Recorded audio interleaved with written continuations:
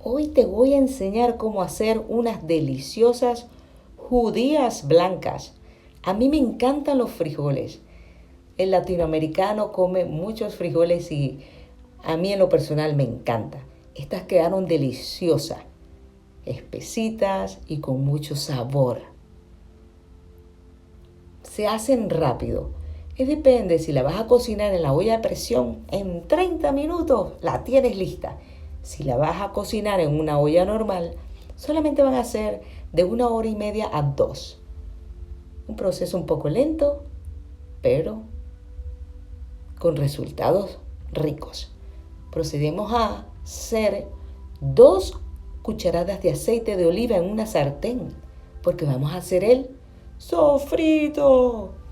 Colocamos 1/4 de cebolla blanca, picada en cuadro. Vamos a colocar chorizo, el que tú quieras. Este es de pollo. Y chistorra, que es un chorizo español. Colocamos ajo, 4 dientes de ajo picado. Y vamos cocinando a una temperatura media. Gracias por visitar mi canal. Suscríbete, activa las notificaciones, comparte.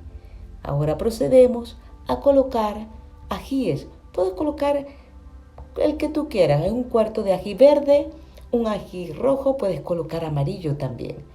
Ya al que esto esté cocinado, se lo mezclamos a las judías que están hirviendo en agua.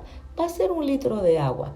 Ella va a ir secando, le vamos a colocar un poco más de agua y depende del espesor que tú lo desees. Ahora va a ser 1 cucharadita de orégano, 1,5 cucharadas de comino. El comino le da un gran sabor. Sal, 1 cucharadita de sal, pero depende cómo te guste a ti la sal. Si te gusta un poquito menos, puedes hacerlo. 1 pizca de pimienta negra molida.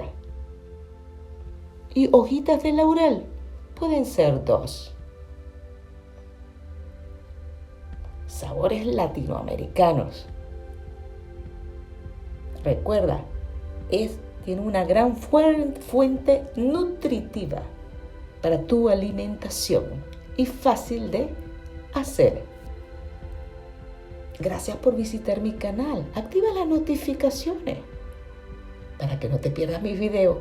Sabores con Lucía, enseñándote mis secretos. Gracias.